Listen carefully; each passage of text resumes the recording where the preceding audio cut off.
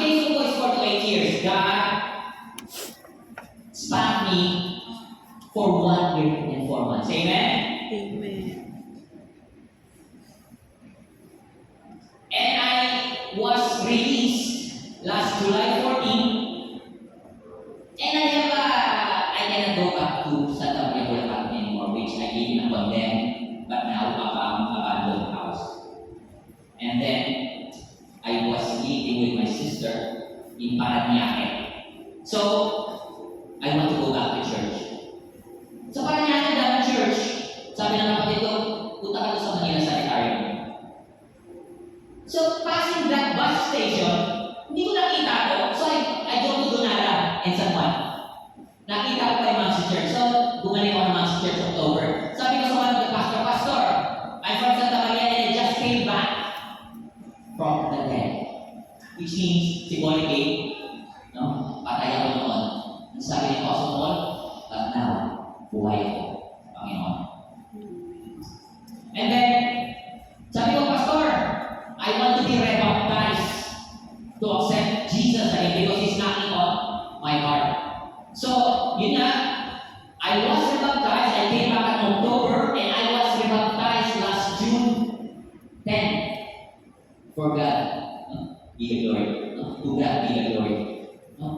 And then, nasa mga English ako, and alam niyo mga big congregation natin ito, is like, there's mga tao na naka-appoint sa mga gawain, and I want interaction.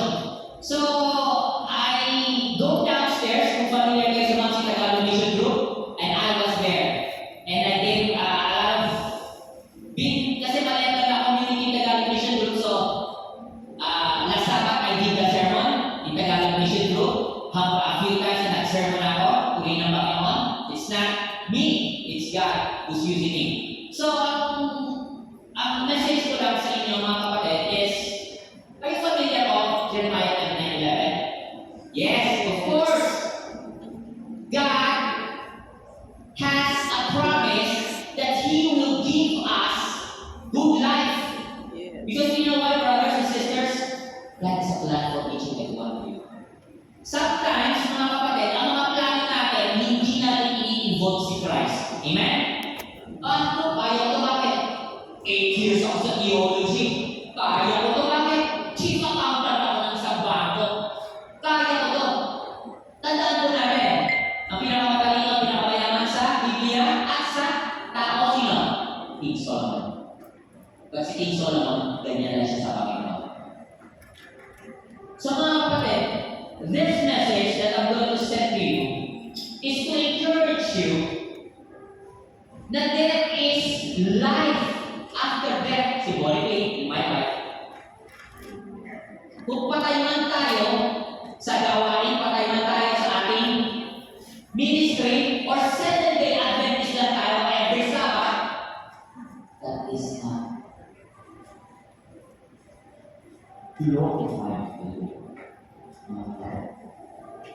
We must have our own small ministry to share His words, the three angels message, mga kapatid. So this message I bring to you to encourage the younger ones.